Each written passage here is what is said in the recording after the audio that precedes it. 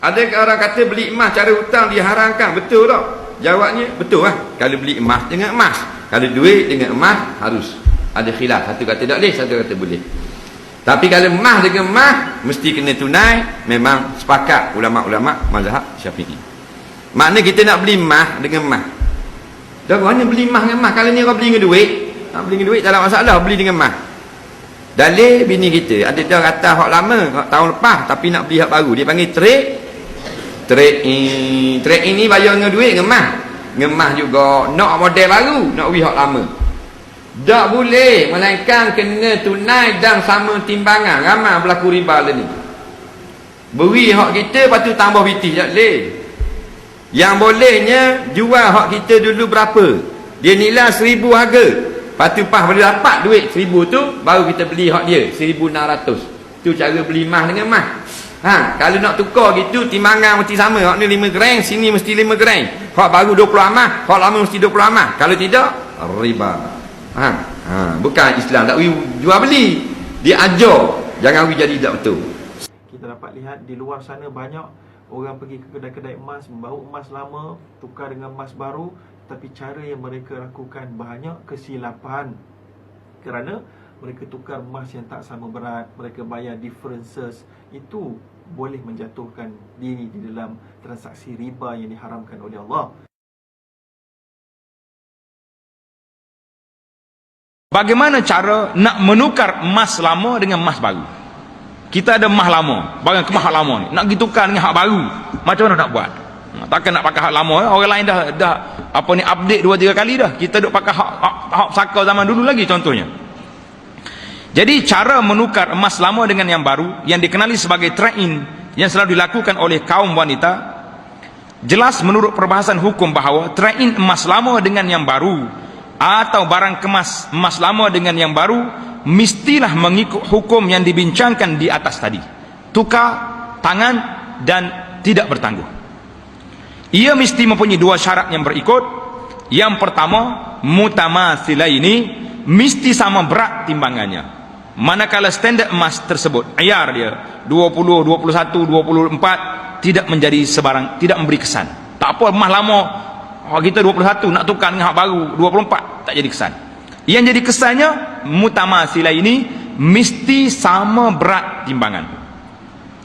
Ia adalah berdasarkan hadis yang menyebut tentang tamar Khaybar yang kurang elok atau buruk, yang ditukar dengan yang elok, yang ditukar dengan tamar yang elok, yang mana ianya mesti menuruti syarat berat berbeza, syarat sama berat walaupun berbeza kualiti. Jadi ceritanya macam ni. Seorang sahabat ni bawa tamar ke Nabi sallallahu alaihi wasallam. Tamar dia cantik, dipanggil janib. Nabi tanya semua, tamar Khaybar macam ni ke? Dia kata tak. Aku ambil tamar yang tak baik, yang tak bagus tu, aku pergi tukar dua kita kata 2 gantang dengan 1 gantang yang bagus. Nabi kata Allah ainur riba. Nabi kata itulah perbuatan riba. Habis macam mana nak buat? Jual tamar yang tak baik tadi, berapa dapat, pergi beli tamar yang baru. Jadi dalam isu ni, kalau kita nak tukar barang begitu saja dengan tambahan, tak boleh. Macam mana kita kena buat? Mesti tamasul, sama timbangan. Tak mungkin orang nak jual emas baru dia dengan emas lama kita timbangan yang sama. Dia kata mana pula aku nak meniaga, macam mana macam ni? Jadi syarat yang kedua, mesti taqabud fil hal atau fil majlis, mesti diserah dan diterima dalam satu masa. Terima pada masa itu juga. Kerana ia adalah tertakluk kepada hukum sarf, iaitulah tukaran mata wang dengan mata wang. Maka tidak dibenarkan untuk menangguh masa serahan. Maka mestilah kita menyerahkan emas lama dan kemudian penjual menyerahkan emas baru yang sama berat pada ketika itu juga. Jika tidak, riba an-nasi'ah akan berlaku. Jadi kalau tak tukar sama-sama 20 gram dengan 20 gram, tukar begitu, tangan dengan tangan, timbangan yang sama, maka dia akan berlaku riba an-nasi'ah. Jadi ini yang haramnya. Mungkin ada yang akan bertanya, maka trade-in dengan emas baru yang lebih mahal harganya macam mana nak buat? Bagaimana kita nak bayar harga tambahan? Mestilah berbeza, nak tambah macam mana? Jawabnya ia sama dengan kes dalam hadis tamar Khaybar tadi. Jawapan yang diberi oleh Rasulullah sallallahu alaihi wasallam ialah jualah dengan sempurna. jual yang lama tu dulu, ambillah harganya, ambil duit, dan kemudian belilah semula dengan duit tadi yang baru.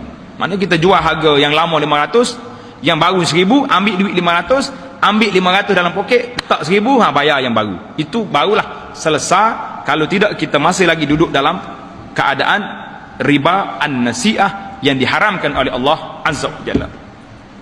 Kesimpulannya, seseorang yang ingin melakukan trade-in mestilah menjual terlebih dahulu kepada pekedai emas, kemudian mengambil duit harga rantai lama itu.